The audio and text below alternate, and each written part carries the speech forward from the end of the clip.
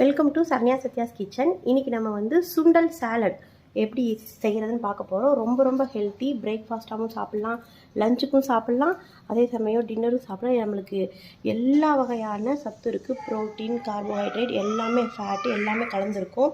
இதுக்கு வந்து நான் நல்லா பாயில் பண்ண கருப்பு சுண்டல் எடுத்திருக்கேன். லைட்டாக முளை வந்திருக்கு பாருங்கள். இது ஒரு நாள் தான் பாயில் பண்ணது. நல்லா வேக வச்சது, நல்லா சாஃப்டாக வேக வச்சுருக்கு. இதில் நம்ம நல்லா ஒரு பெரிய வெங்காயம் இதை சேர்த்துக்கிறோம். அப்புறம் குட்டி குட்டியாக நறுக்கினா பச்சை மிளகா, இது அவங்கவுங்க காரத்துக்கு தகுந்தாப்பில் சேர்த்துக்கலாம். இது வந்து முட்டைக்கோஸ், ஒரு ஹாஃப் முட்டைக்கோஸை வந்து நல்லா பொடி பொடியாக சேர்த்துக்கலாம். நல்லாயிருக்கும், ரொம்ப டேஸ்ட்டாக இருக்கும். அப்புறம் கேரட் துருவினது, அப்புறம் வெள்ளரிக்காய், சின்னதாக நறுக்குன வெள்ளரிக்காய், அப்புறம் தக்காளியும் பொடி பொடியாக நறுக்கியிருக்கோம். ஒரு தக்காளி தான் போட்டிருக்கேன். கொத்தமல்லி தழை,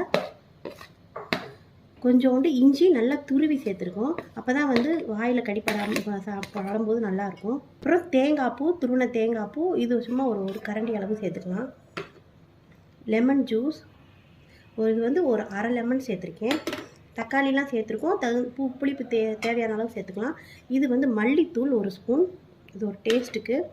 மிளகாய்த்தூள் 1 ஸ்பூன், உப்பு தேவையான அளவு போட்டு நல்லா மிக்ஸ் பண்ணுறோம். இவ்வளோ தான், நம்மளோட சூப்பரான ரெசிபி ரெடி ஆயிடுச்சு. டக்குன்னு எல்லாத்தையும் மிக்ஸ் பண்ணுறதான் வேலை. நறுக்கிறதுக்கு தான் இதுக்கு டைம் ஆகும்.